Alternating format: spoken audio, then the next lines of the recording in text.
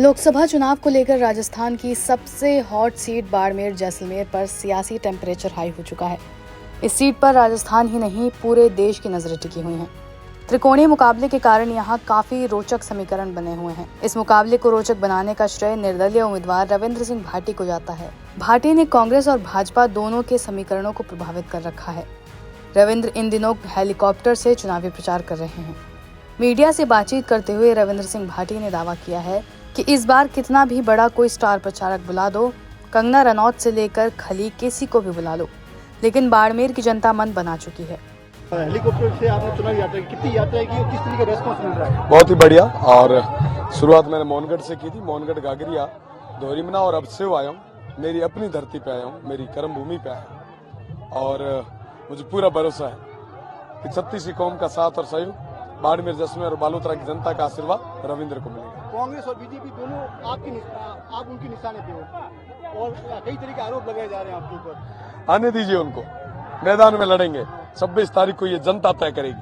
आपके ऊपर देशद्रोही और कई ऐसे विदेशी फंडिंग जैसे आरोप लगे हैं कि ये पैसा बाहर से आ रहा है। तमाम लोगों को कहना चाहूंगा कि आप जांच करवाएं और जो दोषी है उसको सलाखों के पीछे भेजें। मैं तो ये कहूंगा, अगर रविंद्र दोषी नहीं हुआ तो आप भी तैयार है ना, सबका हिसाब है। कांग्रेस प्रत्याशी का कहना है कि आप बीजेपी के आदमी, आप बीजेपी दोनों सीटें बीजेपी लड़ रही है, वहां भी तीसरा कोई है। मैं आपको कहना चाहूंगा कि यहाँ पे बीजेपी और कांग्रेस एक होकर लड़ रही है और दोनों ही जब टक्कर नहीं दे पा रहे हैं तो कहीं ना कहीं आपस में आप गठबंधन करके लड़ने के लिए आ रहे हैं। मैं कहना चाहूंगा कि उनका स्वागत है, जनता ने तय कर लिया है। 26 तारीख को चुनाव होंगे और 4 तारीख को एक ऐतिहासिक परिणाम आएगा और बाड़मेर जैसलमेर और बालोतरा की जनता की जीत। आपका सीधा मुकाबला किससे?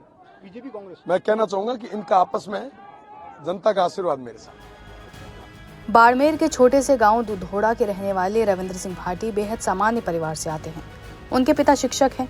भाटी के परिवार का राजनीति से दूर दूर तक लेना देना नहीं है। शुरुआती शिक्षा गांव से करने के बाद इंटरमीडिएट की पढ़ाई बाड़मेर के एक स्कूल में की, फिर उच्च शिक्षा के लिए जय नारायण व्यास यूनिवर्सिटी जोधपुर पहुंचे।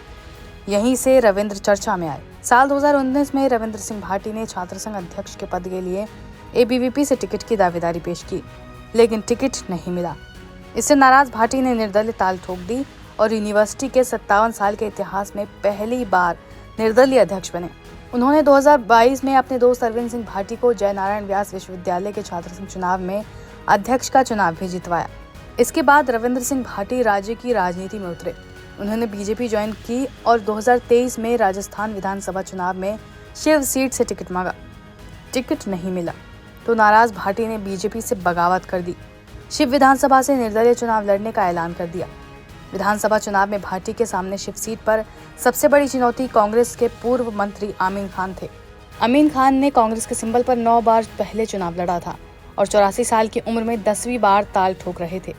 इसके अलावा बीजेपी के स्वरूप सिंह खारा और कांग्रेस के बागी फतेह खान, पूर्व विधायक जालम सिंह रावत जैसे चेहरे 26 वर्षीय युवा के सामने थे। रविंद्र सिंह भाटी ने इन सभी चुनौतियों को पार किया और 4000 वोटों के अंतर से शिव विधानसभा सीट से जीत दर्ज की। उन्होंने बीजेपी उम्मीदवार स्वरूप सिंह खारा की तो जमानत जब्त करवा दी। बीजेपी इस बार राजस्थान में क्लीन स्वीप का टारगेट लेकर चल रही थी, लेकिन गत 4 अप्रैल को जब रविंद्र सिंह भाटी ने निर्दलीय उम्मीदवार के रूप में बाड़मेर सीट से अपना नामांकन दाखिल किया और उनकी रैली में जन सैलाब उमड़ा तो बीजेपी की टेंशन बढ़ गई। भाटी की उम्मीदवारी से बाड़मेर सीट पर अगर किसी को सीधे नुकसान पहुंचता दिख रहा है तो वो बीजेपी प्रत्याशी कैलाश चौधरी हैं, क्योंकि रविंद्र सिंह एबीवीपी के सदस्य रहे हैं और खुद को वैचारिक रूप से बीजेपी के करीब पाते हैं। इसलिए उनके समर्थन में बीजेपी के कार्यकर्ता और वोटर ही हैं। ऐसे में भाटी सीट पर बीजेपी का वोट काटते दिख रहे हैं।